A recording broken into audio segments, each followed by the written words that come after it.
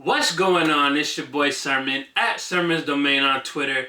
Meek Mill's third album, Wins and Losses, is due out on July 21st.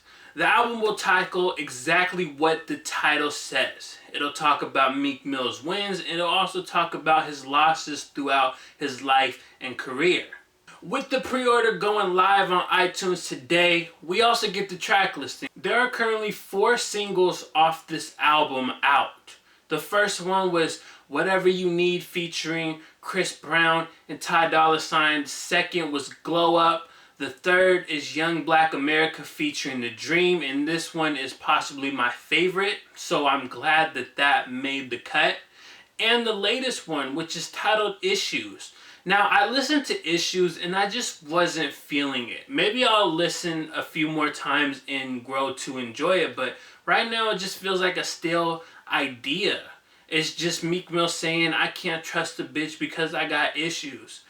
I feel like I've heard that over and over again, and Meek doesn't really have a refreshing perspective on it. On this album, you'll have collaborations with frequent collaborators such as Rick Ross, such as Yo Gotti, and even Future makes an appearance on the album.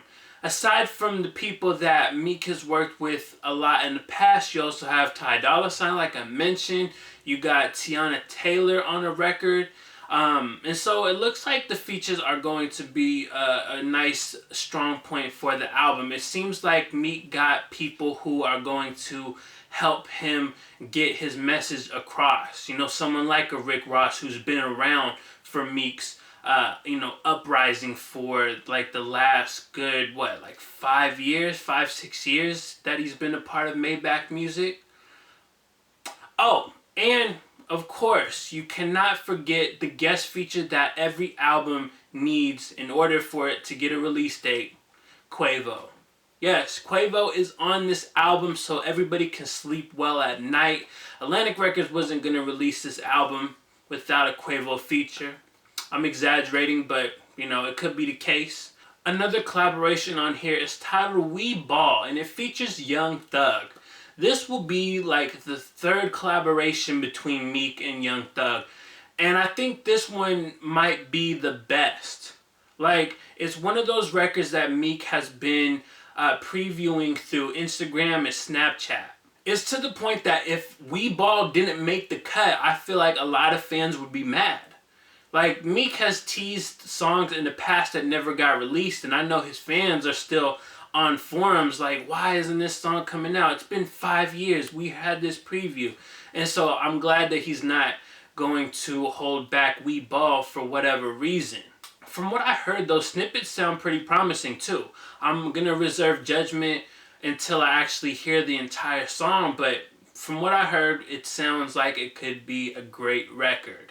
There's a song on here titled 1942 Flows, and I wholeheartedly hope that Meek Mill is trying to figure out what rap would have sounded like in the 1940s. I really do hope that's the concept. Like Meek sampling some 1930s jazz band, rapping about the impending World War II and how he survived the Great Depression.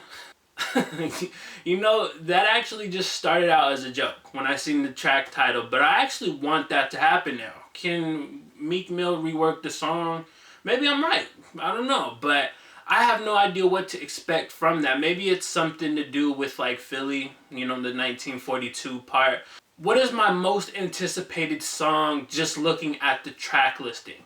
I would have to go with These Scars featuring Future and Guordan Banks. He's worked with both in the past and they've always sounded good together. I really like the title. I think this will give Meek an opportunity to get real deep and personal. It's a subject matter that he's familiar with. I feel like this will allow him to dig deep into his feelings. There's also like other song titles on here that have like that similar vibe. There's like other records titled like Heavy Heart. There's one titled Never Lose. And there's one that's simply titled Price. It's the last song on the album. And while it might not seem like a deep title, I think it might end up being a really like deep closing song. Like, it just sounds like something like, whenever you hear somebody talk about like price in hip hop, it's like paying the price. And so that's what I'm imagining this song is going to be about, like Meek Mill talking about like paying the price to be a rapper, or, you know, paying the price to live the life that he's lived, whatever that case may be. I hope that Wins and Losses is everything that Meek Mill needs it to be. There's a classic phrase, you're only as good as the last thing that you've done. And so a lot of people in hip hop look at it the same way. You're only as good as your last album. Oh, you had a classic album, you know, 5-10 years ago? Well, what did you do lately? That's the mentality of hip hop fans in this digital era. So a disappointing effort could hurt an artist in the long run. Do I feel like Meek Mill is in danger of that? Not really. I think he survived worse, way worse than having a mishap in his discography. But you never really know with this industry. Who knows what could happen based upon this album? This album could be amazing enough to elevate Meek Mill back to where he was before he was beefing with Drake. Or it could be a bad album. Who knows? Like, this music industry is unpredictable. The fans are unpredictable. We'll find out on July 21st if Wins and Losses will be a defining album for Meek Mill's career.